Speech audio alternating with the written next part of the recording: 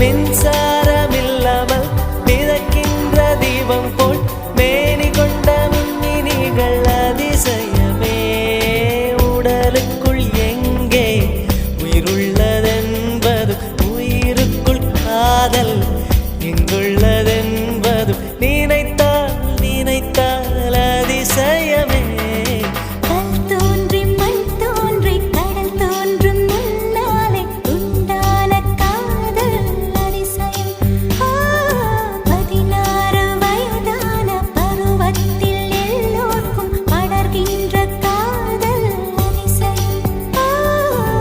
பூவுக்குள் ஒளிந்திருக்கும் கனிக்கூ